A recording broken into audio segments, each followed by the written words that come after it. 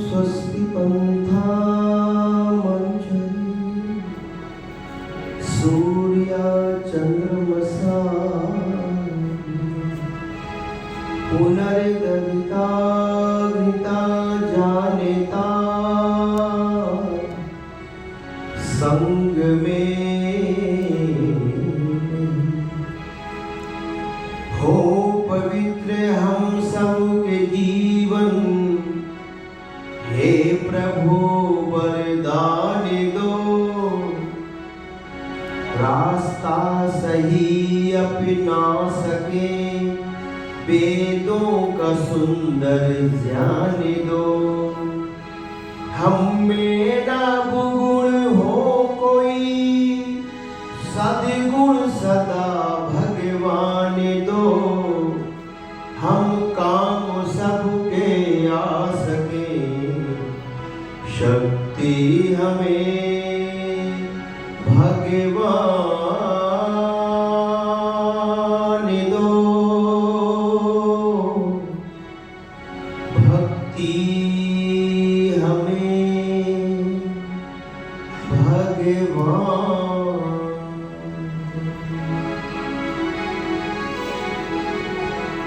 तेरो नाम,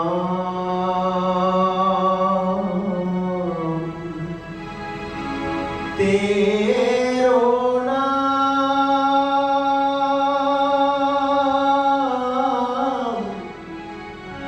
तेरो नाम,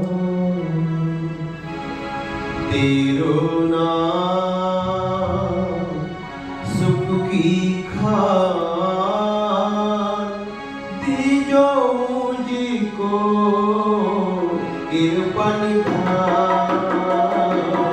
तेरो नाम सुख की खान दीजो मुझको कृपा निधान।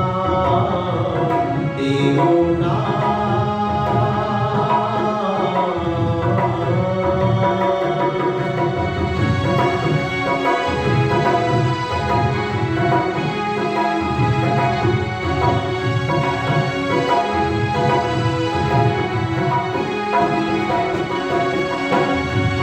जो जन जपीती तेरो नाम, उन पर तेरी कृपा महान। तेरे मालिक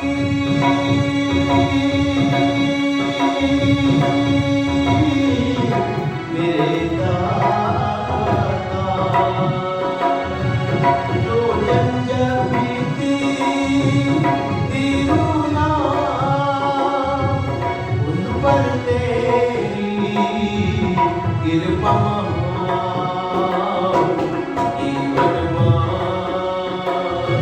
तेरे भगवान जीवनवान, तेरे भगवान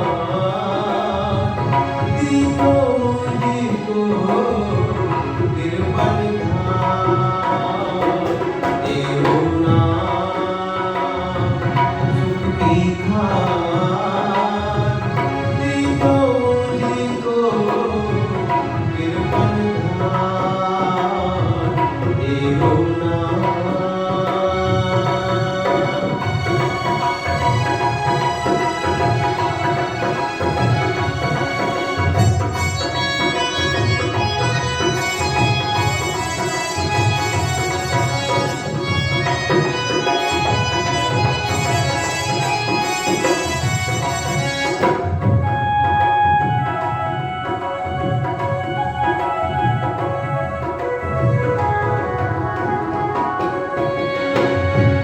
तेरे नाम में शक्ति भारी, तूने तारी सृष्टि सारे। मेरे मालिक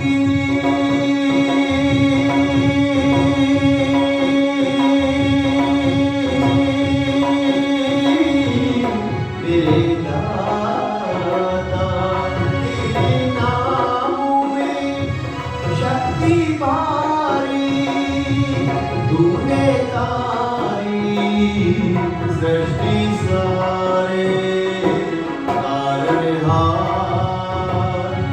मेरे भगवान तारनहार, मेरे भगवान दियो मुझको गिरबंधार, तेरो नाम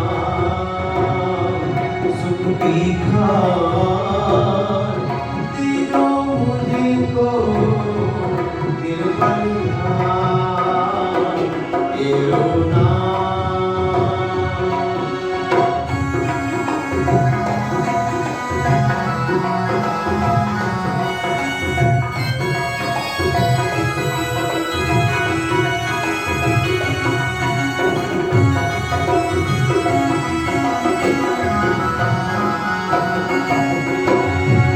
जो जन जब तीरू नाम उन पर तेरी कृपा,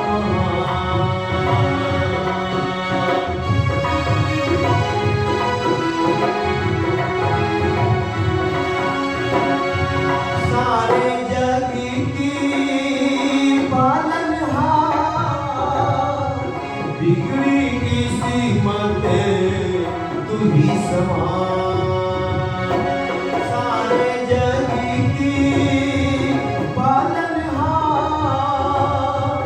बिगड़ी किस्मत तू ही समान, पालनहार राखनहार, पालनहार राखनहार, दियो मुझको गिरबंधार, तेरो नाम सुख की खार, दियो मुझको गिरबंधार, तेरो नाम।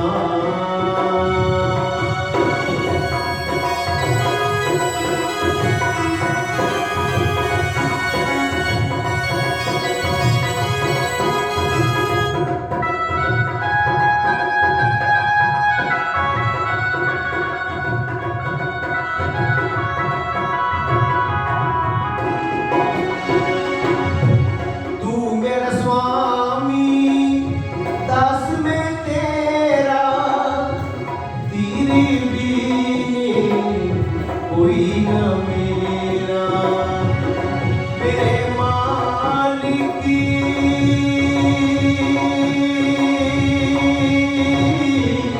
मेरे दाता, तू मेरा स्वामी दास में तेरा, तेरे बीने कोई न मेरा, बख्शो बख्शो मेरे भगवान, बख्शो बख्शो मेरे भगवान, दियो मुझको गिरबंधार, तेरो नाम सुख की खार, दियो मुझको गिरबंधार, तेरो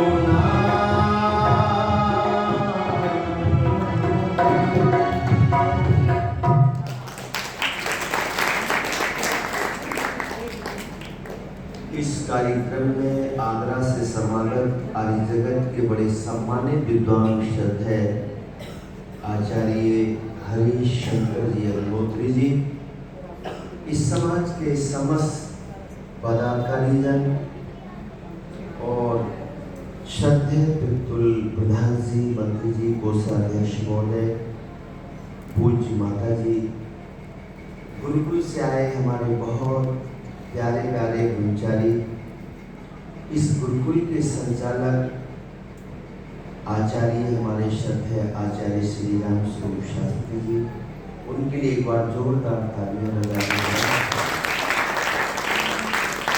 तथा इस गुरुकुल के जो विद्या को प्राप्त कराते हैं सभी आचार्य वर्ग, इस समाज के बड़े सम्मानित सुयोग विद्वान, हर तरह से अपनी कुशलता में प्रवीण हमारे श्रद्धेय आचार्य सूर्यदेव विधानसु जी, भक्ति शक्ति श्रद्धामयी मातृशक्ति पवित्र आत्माओं, बड़ा प्यारा आपने एक भजन आचार्य जी के द्वारा सुना ऋषि के विषय में। पूरे देश के अंदर ये 200वां ऋषि का जन्मदिन, अलग अलग जयंती को लोग अपने अपने अंदाज में मना रहे हैं और काफ़ी संख्या में यज्ञ भी हो रहे हैं।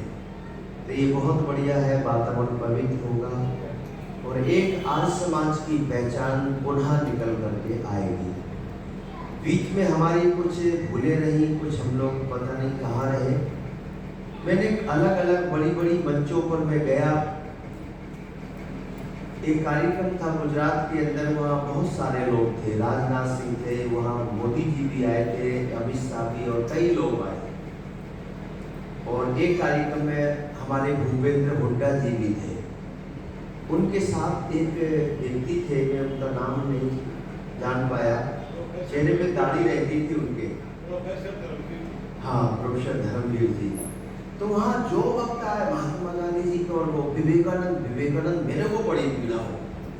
मैंने कहा जिसकी अहम भूमिका ये देश की आज़ादी में रही, जिन्होंने आज़ादी का बिगुल बजाया और स्वराज शब्द लोगों के मुख पर आया, लाला लाजपत राय हो या बाल गंगाधर तिलक हो, दादा नौरोजी भाई हो, नेता सुभाष चंद्र बोस हो, ये इंद्रप्रस्थ गुरुकुल में नेताजी वहाँ रुके थे 8 दिन लगभग, जो इंद्रप्रस्थ गुरुकुल दिल्ली के अंदर है, वह नेता सुभाष चंद्र बोस लगभग 8 दिन तक रुके थे।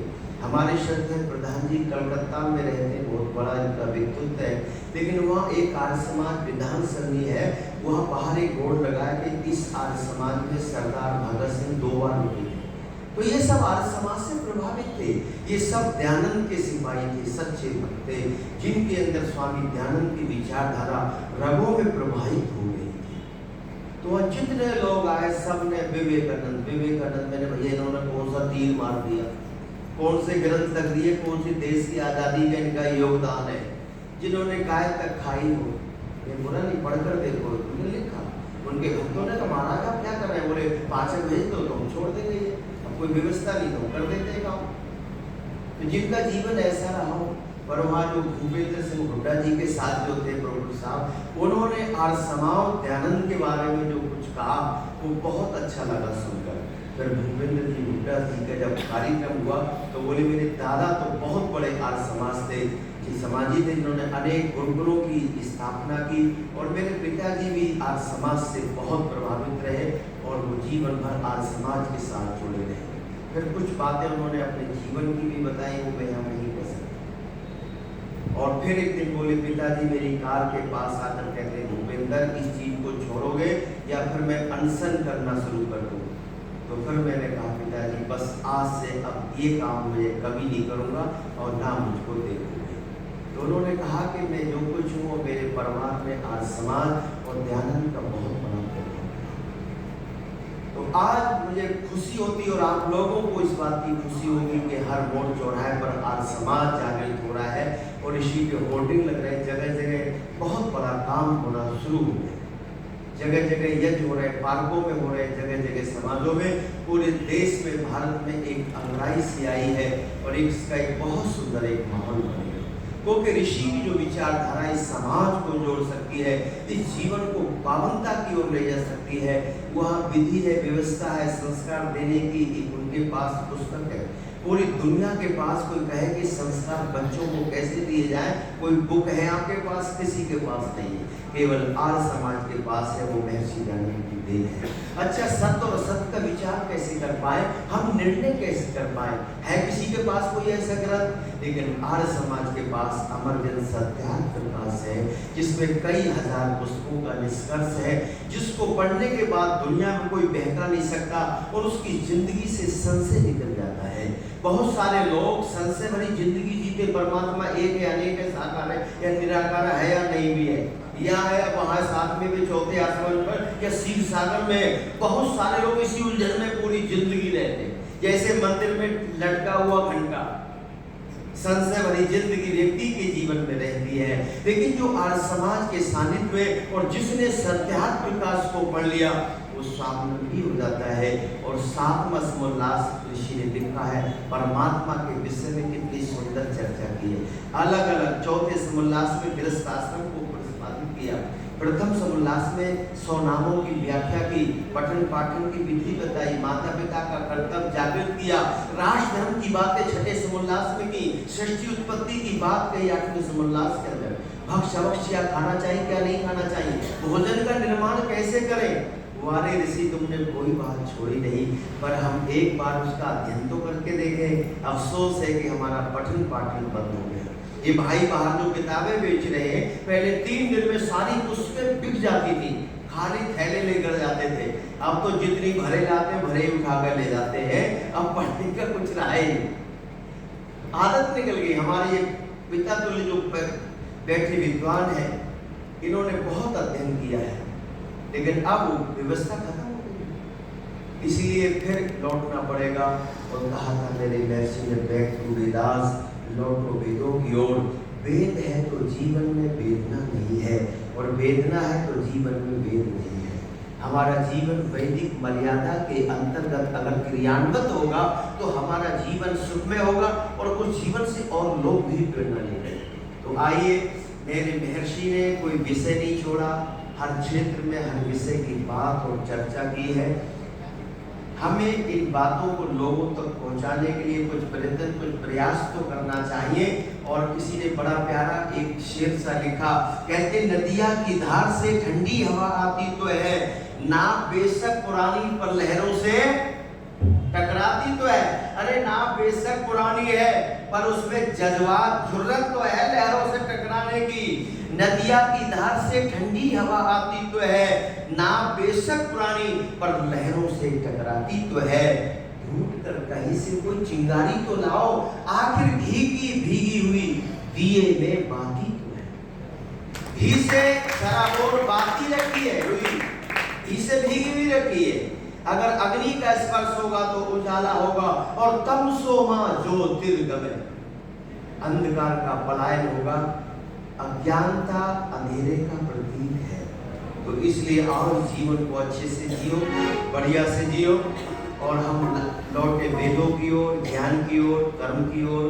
बड़ा प्यारा एक भजन याद आया कि जिंदगी का सफर करने वाले अपने मन का दिया तो जला ले, अपने मन का दिया तो जला ले।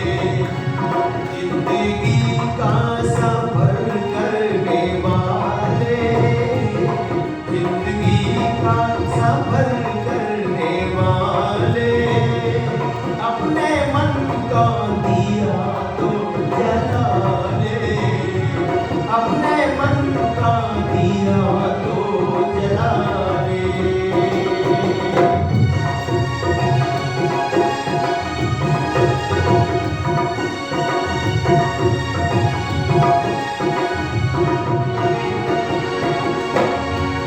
वक्त की धारी ये कह रही है, कष्ट क्यों आत्मा से रही है। वक्त की धारी ये कह रही है, कष्ट क्यों आत्मा से रही है। देख तू उस जगह पर खड़ा है, ज्ञान गंगा जहाँ बह रही है। बढ़ के गंगा में डुबकी लगा ले, बढ़ के गंगा में डुबकी लगा ले, अपने मन का दिया तो जला ले, अपने मन का दिया तो जला ले। जिंदगी का सफर करने वाले, जिंदगी का सफर करने वाले, अपने मन का दिया तो जला ले।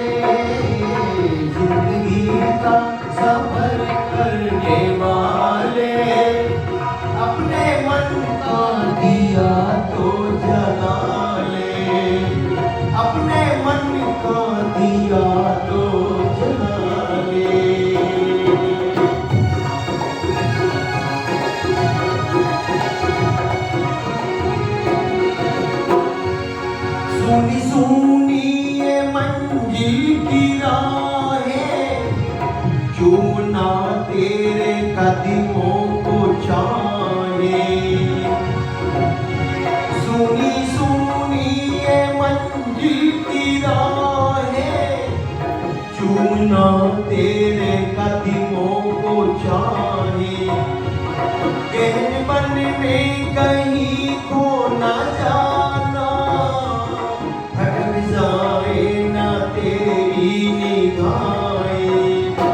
हर कदम सोच कर तू उठा ले, हर कदम सोच कर तू उठा ले। अपने मन का दिया तो जला ले, अपने मन का दिया तो जला ले। जिंदगी का सफर करने वाले, जिंदगी का सफर करने वाले, अपने मन का दिया तो जला ले, अपने मन का दिया तो जला ले।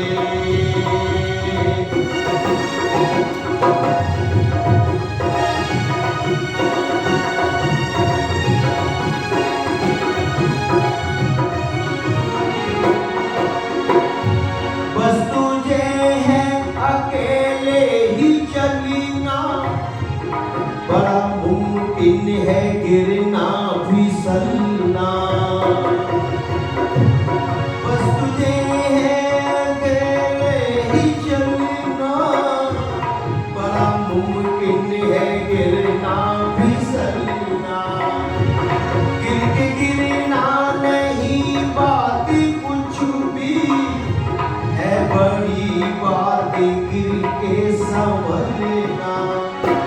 ये बात की बात दिल में बसा ले, ये बात की बात दिल में बसा ले। अपने मन का दिया तो जला ले, अपने मन का दिया तो जला ले।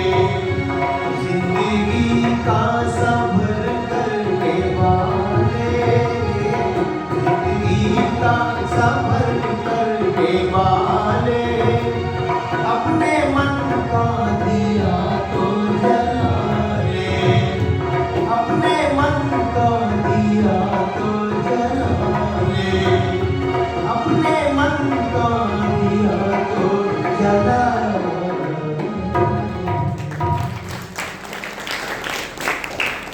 बस तुझे है अकेले ही चलना, बड़ा मुमकिन है गिरना फिसलना।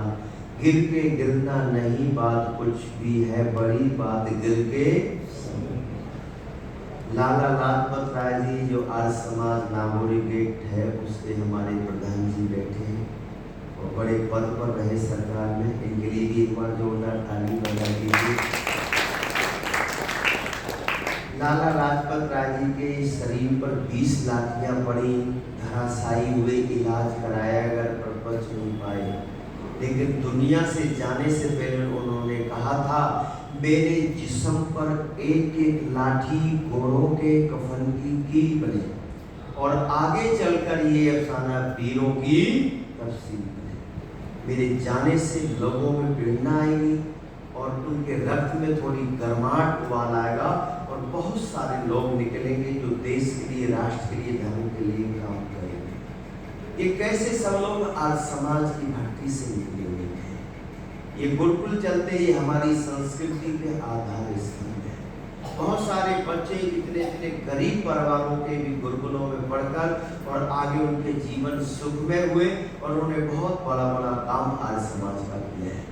गुरुकुल होने चाहिए, लेकिन अब ये एक नया दौर शुरू हुआ है। बहुत सारे गुरुकुल बहुत बढ़िया तरीके से चल रहे हैं, जहाँ देखो वही गुरुकुलों में सुधार मेहनत लोग कर रहे हैं और बहुत अच्छे से चला रहे हैं। तो एक नया बदलाव हमारे देश में पुनः नजर आ रहा है और बहुत अच्छा इसका रिस्पॉन्स और रिजल्ट मिलेगा। प्यारे ब्रह्मचारियों, थोड़े सीधी कमर की हड्डी सीधी करते बैठो, है ना। कई बार में तेरे हजार बच्चों में भी बोलने का मुझे मौका मिला। गुजरात में एक बार में एक शिविर था, पूरे देश से बच्चे आए थे, हरियाणा के बहुत जगह के उसमें बच्चे थे, नागालैंड, मिजोरम, मेघालय, सिक्किम के बहुत बहुत दूर के बच्चे थे, जिन्हें आने में ही 8-8 दिन लगे हुए हैं।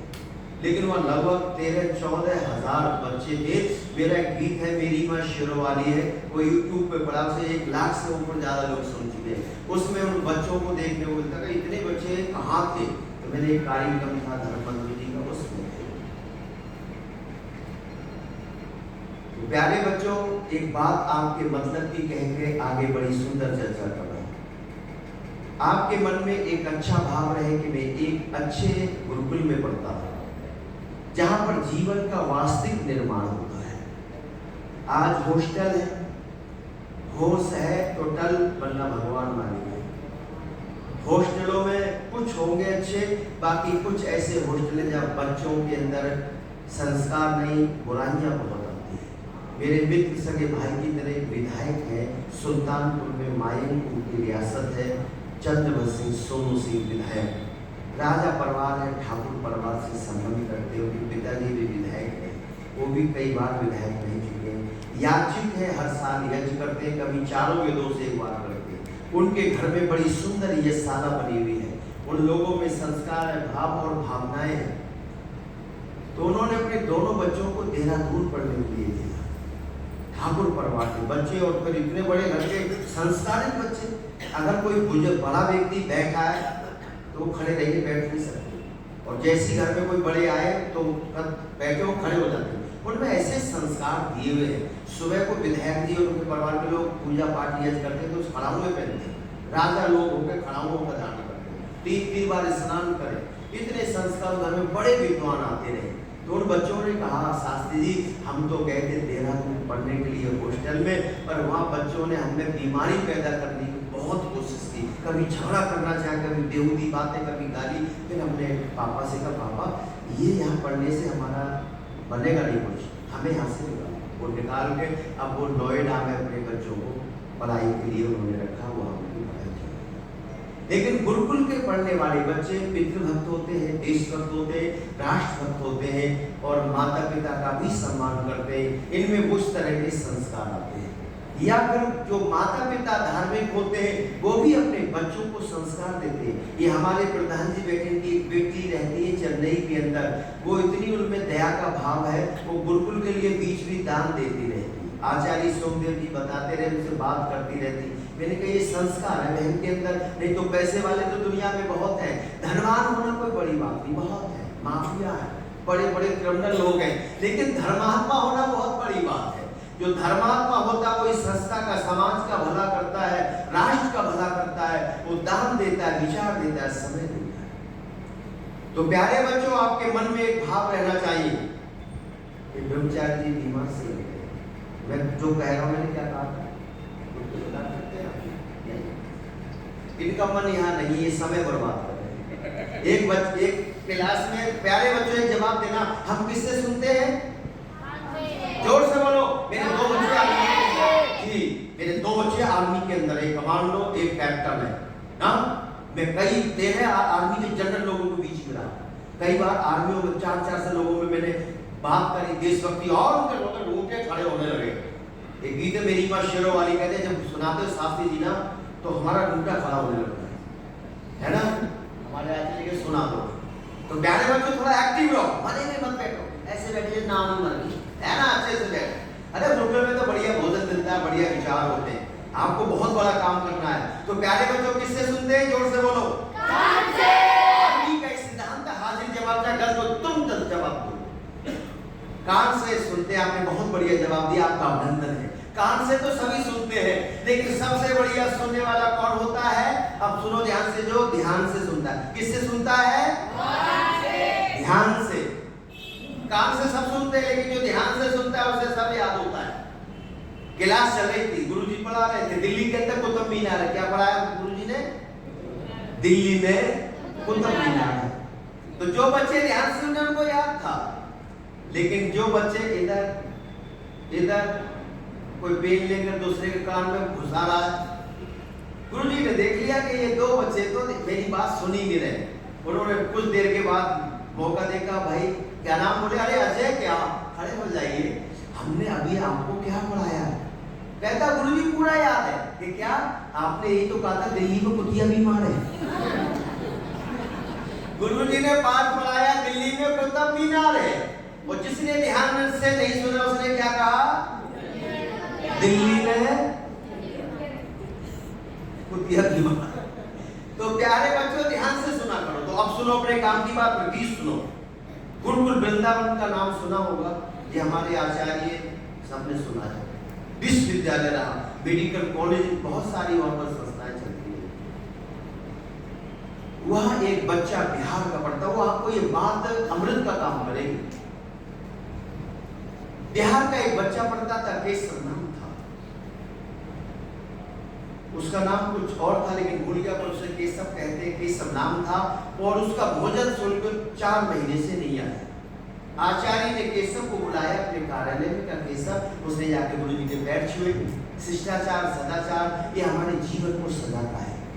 गुरु जी को प्रणाम किया, गुरु जी हाथ जोड़ कर कहा। गुरु जी के सामने जब भी बच्चे खड़े होते हाथ जोड़, जी गुरु जी क्यों बुलाया, मैं क्या सेवा करूं, कुछ मुझसे भूल तो नहीं? केशव, आपका भोजन शुल्क 4 महीने से नहीं आया है। अगर अब नहीं आएगा तो फिर कैसे पढ़ोगे गुरुकुल में? हमारी भी व्यवस्था है। तो केशव ने कहा एक पोस्ट कार्ड डाल दो, जवाबी कार्ड। तो 2 पोस्ट कार्ड जुड़े हुए होते थे, लिख कर डाल दिया, भोजन शुल्क भेजो। उधर से वो आधा पोस्ट कार्ड रख लिया और आधा उन्होंने लिख कर भेज दिया। उस पर लिखा था कि इन केशव के पिताजी कई महीने से बीमार है, सारा पैसा बीमारी में लग गया और अब हम भोजन शुल्क नहीं भेज पाएंगे। आप एक काम करो, केशव को घर भेज दो, बस हो गई जितना पढ़ाई। आचार्य ने बुलाया, केशव आपकी चिट्ठी तो वापस आ गई, जवाब आ गया और उसमें लिखा है कि आपके पिता तो कई महीने से बीमार है। पहले समय में कहा इतने फोन पे पीएनटी चलते थे, काम नहीं हुआ। केशव ने कहा मेरी बुआ जी मुझसे बड़ा प्यार करती है, एक काम करो आप मेरी बुआ के नाम पत्र लिखो और मैं ये एड्रेस देता हूं। फिर लिख दिया पत्र जवाबी। फिर उधर से आया तो कहा कि मैं भी भैया कुछ तेरी मदद नहीं कर पाऊंगी, मैं भी बहुत परेशान हूँ। बहाने बनाया कुछ भी। तो केशव उदास हो गया। मैं पढ़ना चाहता था लेकिन क्या करूं, कोई सहयोग नहीं दे रहा है। लेकिन उसी दौरान में 15 दिन में एक पत्र और केशव के घर से आया। आचार्य ने केशव को अपने कमरे में बुलाया और बड़ा प्यार का हाथ रख के बड़ा प्यार किया, सर पे हाथ रखा, पीठ पे हाथ घुमाया और कहा केशव आपकी याद तो मुझे भी बहुत आएगी, तुम बहुत अच्छे ब्रह्मचारी मेरे गुरुकुल के थे, लेकिन बेटा इस पत्र में जो लिखा है बहुत दर्दीला है, बड़ा दुख भरा है। केशव ने कहा गुरुजी क्या लिखा है? तो गुरुजी की भी आंखें भरसी आई और कहा अब आपके पिताजी इस संसार में नहीं रहे, इस तारीख को उनका जीवन समाप्त हो गया। केशव सुन करके बोले, उसकी आंखों से आंसुधारा बहने और कहा केशव अपना सामान बांध लो, बक्से में रख लो, थैले में रख लो, गाड़ी कितने बजे जाती है, हमारे कर्मचारी जाके तुम्हें ट्रेन में बिठा देंगे, भोजन दे देंगे, हम कुछ पैसे तुम्हारे लिए किराए के खर्च के लिए दे देंगे। केशव रोता जाता था, अपना सामान अपने थैले में रखता जाता था। साथ के जो कर्मचारी थे वो भी रो रहे थे, केशव तुम्हारी बड़ी आदत है, तुम्हारा व्यवहार हृदय को जीत गया, कभी किसी से गलत नहीं बोलते थे, कितने प्यार से बोलते थे, कर्मठता थी, सेवा भाव तुम्हारे अंदर था, पढ़ने में तुम्हारे अंदर इतनी जिज्ञासा लगन थी, पढ़ने में मन लगाते थे और कहते फालतू से कुछ बनता नहीं है। मेरे मित्र आज हम सबको छोड़कर जा रहे हो। ये सब भी हो रहा था। चल दिए, सामान उठा करके पैसे दिए कर्मचारी, उसका जाओ टिकट लेके गाड़ी में बिठा देना और ये भोजन भी इनका साथ ले जाओ। जैसी केशव उन ब्रह्मचारियों के साथ निकलकर बाहर जा रहा था स्टेशन की ओर, तभी गुरुकुल के अंदर घंटा बजा और जब घंटा बजा तो केशव ने कहा 1 मिनट रुको, मैं अभी आता हूँ। और केशव दौड़ कर गया प्राचार्य के कमरे में और फिर पैर छू के हाथ जोड़ के कहता है गुरुजी ये जो गुरुकुल के अंदर जो घंटा बजता है इसे जो बजाने वाला है वो फ्री में बजाता है या पैसे लेता है? गुरुजी ने कहा वो तो पैसे देने पड़ते हैं महीने के। तो केशव कहता है गुरुजी उसको तुम कोई और काम दे दो करने में, और ये घंटा बजाने के लिए मुझे काम दे दो और मैं घंटा भी बजाऊंगा और और शेष समय जो मेरे पास रहेगा मैं उसमें पढ़ाई करूँगा, पढ़ना चाहता हूँ। पिताजी तो दुनिया से चले गए, वो तो अब मिलने वाले हैं नहीं, तो घर जाऊँगा मेरा जीवन बिगड़ जाएगा। मेरे मन में बड़े सपने, दिल में मैं देश राष्ट्र का काम करूँ, महर्षि दयानंद की विचारधारा को जन जन तक पहुँचाऊँ। ये काम मुझे दे दो। आचार्य खड़े हो गए, केशव को गले से लगाया और कहा, केशव अब तुम गांव नहीं जाओगे, चाहे मुझे भीख ही को ना मांगनी पड़े। अब आपकी पूरी पढ़ाई होगी और व्यवस्था अब मैं करूंगा। जहां जहां है वहां रहा है। वो आगे चलकर बहुत बड़े स्कॉलर, एक विद्वान हुए और उन्होंने आर्य समाज का बहुत बड़ा काम किया। इसलिए किसी लेकर लहरों से डरकर कभी कश्ती पार नहीं होती है और कोशिश करने वालों की कभी हार नहीं। समुद्र में डुबकियां गोताखोर कई बार लगाता है और ये जाता है खाली हाथ आता है, लेकिन उसकी मुट्ठी खाली हाथ नहीं होती है और कोशिश करने वालों की कभी हार नहीं होती है। जो मेरे जगत गुरु महर्षि दयानंद हम सब के आचार्य हैं, हम सब के गुरु हैं, उनके पीछे कितने लोग लगे, पीछे खींचने में लगे, है ना, कितनी कष्ट यात्राएं जगह जगह, लेकिन मेरे ऋषि रुके नहीं, चलते गए, अपने लक्ष्य पर पहुंचे और हम सबको प्रेरणा दी, हमें अमृत का ज्ञान दिया। आओ अपने जीवन में एक चाह, एक तमन्ना पैदा करो। तो पहले एक ऋषि का गीत सुनो और मेरे साथ मिलकर बोलो, बोलो जगत गुरु महर्षि दयानंद महाराज जी की। और आप मेरे साथ गा भी सकते, गीत बड़ा प्यारा है। ये कोई जहर पिलाए, कोई ईंट बरसाए राह में, पल भर न रुका योगी, पग पग बढ़ता गया, पग पग बढ़ता गया। ऋषि अलबेला सारे जग में अकेला, ऋषि अलबेला सारे जग में अकेला, जो विरोधियों से लड़ता गया, पग पग बढ़ता गया, पग पग बढ़ता गया। कोई जहर पिलाए, कोई ईंट बरसाए राह में, पल भर न रुका योगी, पग पग बढ़ता गया, पग पग बढ़ता गया। ऋषि अलबेला सारे जग में अकेला, ऋषि अलबेला सारे जग में अकेला, जो विरोधियों से लड़ता गया, पग पग बढ़ता गया, पग पग बढ़ता गया, पग पग बढ़ता गया।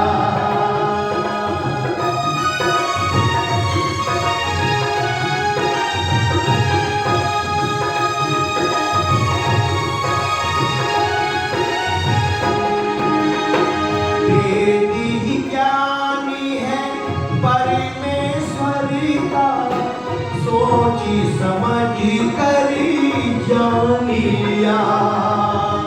वेदी ज्ञानी है परमेश्वरी का, सोची समझी करी जान लिया। धूम मचा के रख दूंगा, ऐसा दिलों में ठान लिया। योजना बना के बाजी जान की लगा के, योजना बना के बाजी जान की लगा के, ऊंची चोटियों पे चढ़ता गया, पग पग बढ़ता गया। कोई जहर पिलाए, कोई ईंट बरसाए राह में, पल भर न रुका योगी, पग पग बढ़ता गया, पग पग बढ़ता गया। ऋषि अलबेला सारे जग में अकेला, ऋषि अलबेला सारे जग में अकेला, जो विरोधियों से लड़ता गया, पग पग बढ़ता गया, पग पग बढ़ता गया।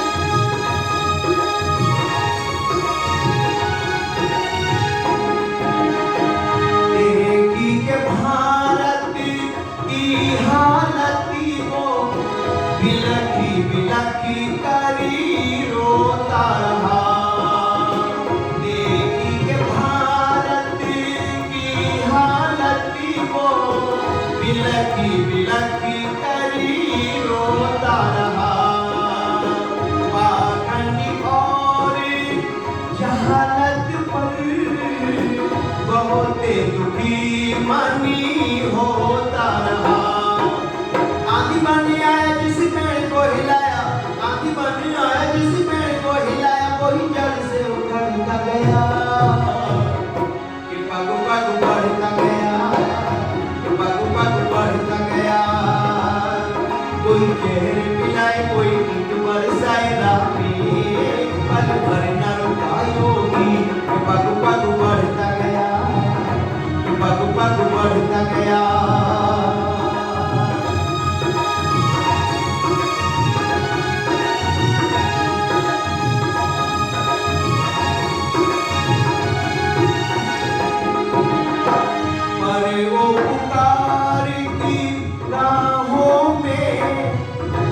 पल भर को सुखी पाया नहीं, अरे वो पुकार की राहों में, पल भर को सुखी पाया नहीं। जानी पे संकट लाखों बने, पति की कभी घबराया नहीं। ऐसा उत्साही मेरी कौम का सिपाही, ऐसा उत्साही मेरी कौम का सिपाही, हर मोर्चे पे लड़ता गया, कि पग पग बढ़ता गया, कि पग पग बढ़ता गया। कोई चूहे गिराए कोई नींद बरसाए राह में, पल भर न रुका योगी, कि पग पग बढ़ता गया, कि पग पग बढ़ता गया, कि पग पग बढ़ता गया। बोलो जगत गुरु महर्षि ज्ञानंद महाराज जी की। ये गीत है बड़ा प्यारा है। जिस तरह वृक्षों में चंदन का बड़ा अधिकार है, पर्वतों में हिमगर, नदियों में गंगा धार है कमल पुष्पों में और नागों में जैसे शीश है, उसी तरह सब देशों में ऊंचा मेरा भारत देश है। बोलो भारत माता की। मेरी माँ शेरों वाली है, मेरी माँ शेरों वाली है, शेरों वाली है, भारत माँ वीरों वाली है, मेरी माँ शेरों वाली है। जिसके वीरों की दुनिया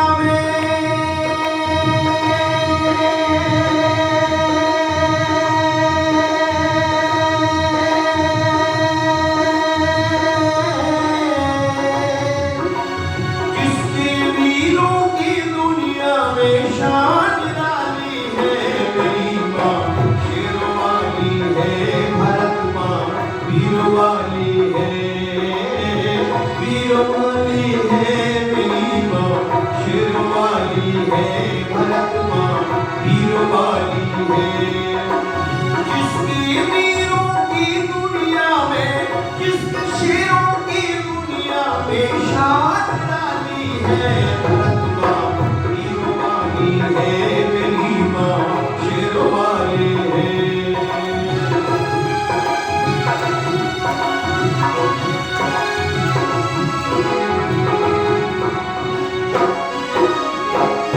शिवा वीरता शेर हिला दिए और अकबर, समर में जंगीर भाला, नाच था चेतक ऊपर, पार नहीं जिसका जिला था, मिट्टी में मिला था, करता था पूना में, तख्त दिल्ली कहलाता। वीर शिवा सा आज कोई भी ना बलशाली है, मेरी माँ शेरों वाली है, मेरी माँ शेरों वाली है,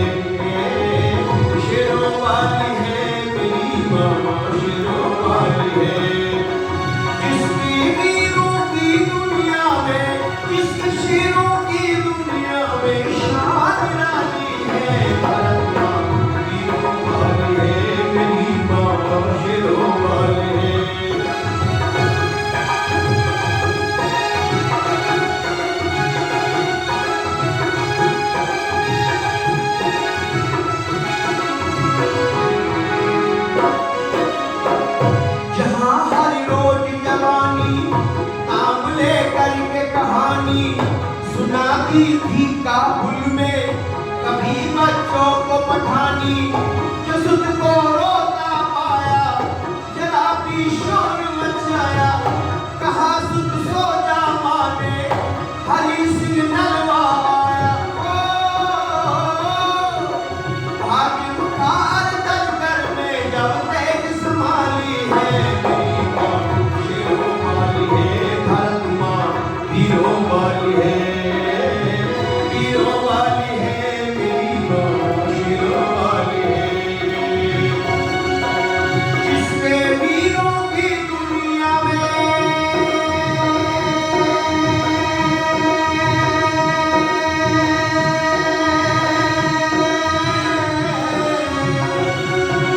जिसके वीरों की दुनिया में शान डाली है, भारत माँ वीरों वाली है, मेरी माँ शेरों वाली है।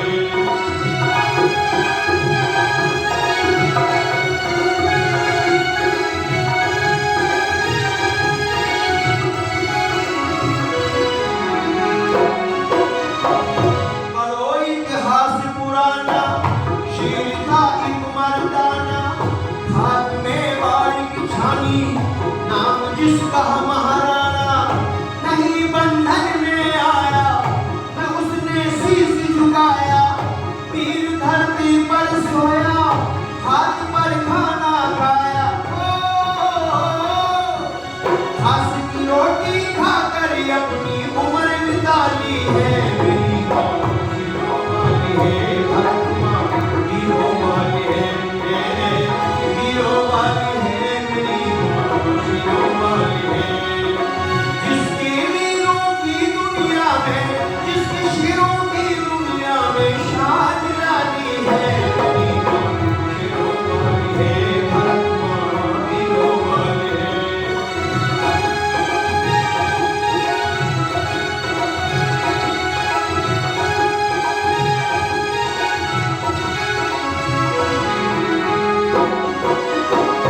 भावना जगी थी मन में उठे थे शोले बदन में, नींद से बदला लेने गया ऊधम लंदन में, एक्शन हाल में फायर किया जा मारा डायर, मचा हंगामा एकदम कांप के सारे गायर।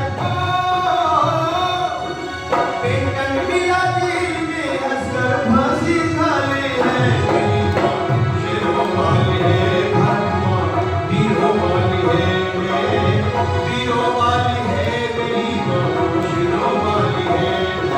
जिसके वीरों की दुनिया में जिसके शेरों की दुनिया में शान डाली है मेरी माँ वीरों वाली है, मेरी माँ शेरों वाली है।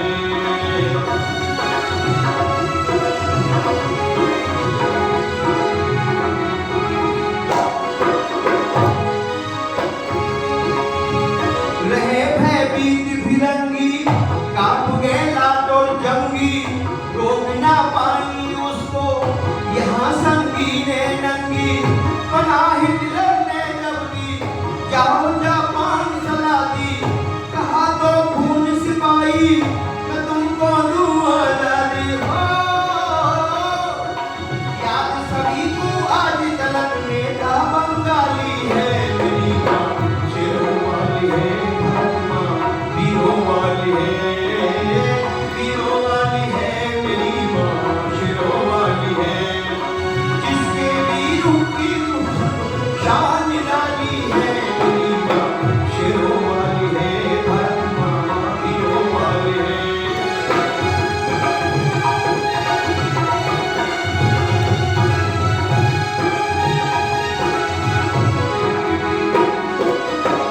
बात ये नहीं आज की गुरु सुखदेव लाल की, नींद बिस्मिल शेखर ने हिला दी मिट सिराज की, महात्मा वीर सावरकर रहे थे जेलों अंदर, ऋषि थे क्रांतिकारी सदा प्रकाश लेकर।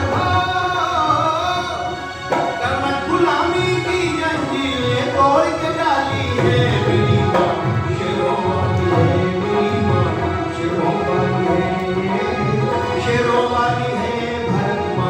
वीरों वाली है। जिसके वीरों की दुनिया में, जिसके शेरों की दुनिया में शान निराली है। मेरी माँ शेरों वाली है, भरत माँ वीरों वाली है।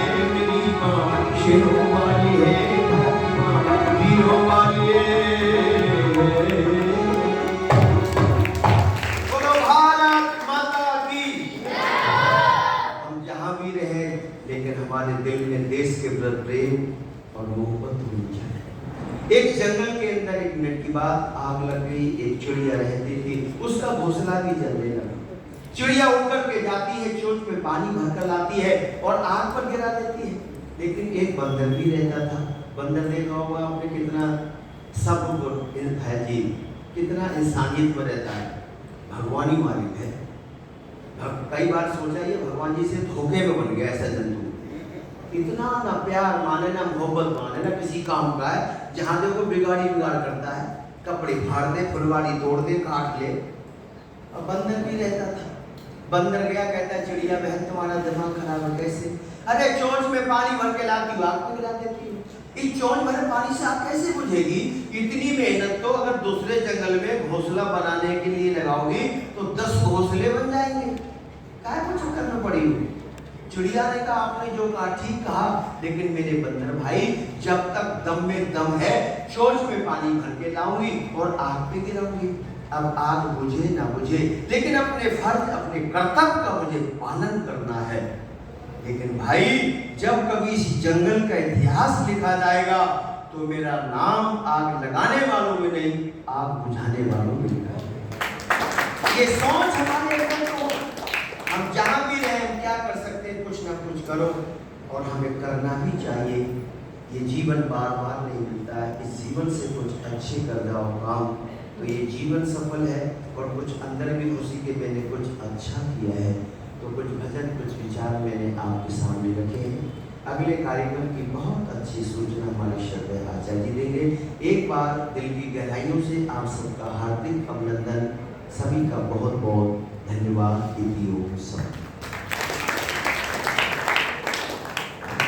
बहुत बहुत धन्यवाद आदरणीय श्रद्धेय भानुकुमार शास्त्री जी। आप सभी का स्वागत और अभिनंदन। कुछ सहयोग राशि आप सब